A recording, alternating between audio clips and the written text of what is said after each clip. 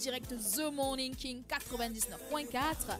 Et bien sûr, sur les réseaux sociaux, vous le savez, en fond sonant Davido, Techno, Chris Beats et Rima. Et juste avant, Yemi Alade, Temperature. She said that you make my temperature so high. Anglophone, Attends, tu sais pas que le Cameroun est bilingue? Je sais. Mais on a tendance à dire que le Cameroun est bilingue, mais les Camerounais ne sont pas bilingues. Je me sens pas dedans. Je ne te sens pas concernée. 20% Wolof. Depuis tout à l'heure, tu me fatigues avec Yemi Alade, You make my temperature so high. Tu sais, moi, je suis modeste. I want to speak English fluently, but I represent the Senegalese people. Yeah. Madam, Wolof lachem. But you know that you need and you may try to manage yourself speaking English, you know. But ok, d'accord, j'arrête de te déranger. On va passer tout de suite à 9h45 à ta rubrique découverte. Alors comme ça, on aurait découvert des navires égyptiens, Bintou. Exactement, mon ben navire bo xamna nek ça a été découvert en Égypte. Jingle découverte ñu dal ci plateau bi à 9h47. Découverte dans la matinale. Wow, côté découverte tay mu nek un ancien navire de 18 mètres de long qui vient d'être découvert par une équipe archéologique tchèque.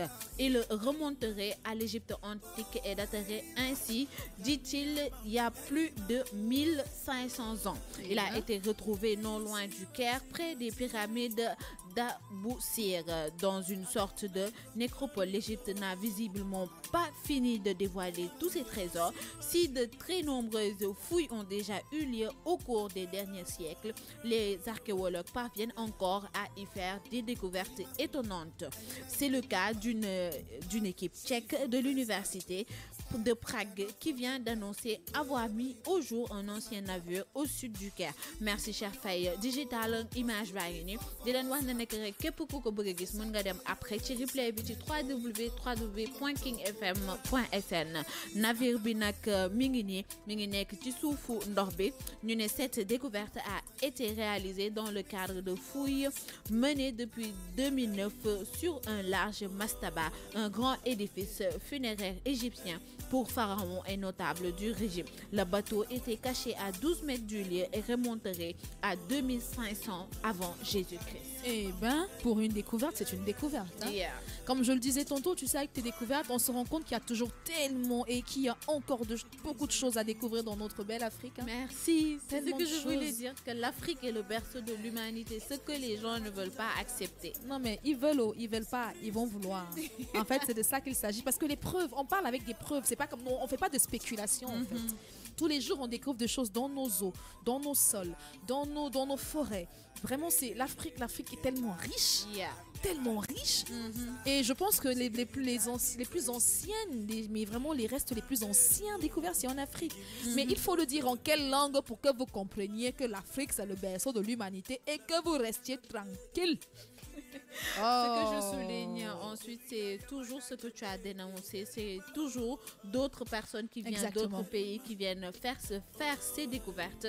Malheureusement, c'est pas nous les Africains ou les Arabes qui le font, malheureusement pour nous, mais toujours faut dire et faut le dire et faut l'affirmer, l'Afrique est le berceau de l'humanité. L'Afrique est le berceau de l'humanité. Alors on a des réactions. Hein. On a Rongla Anna qui demande comment ils font pour savoir que c'est égyptien.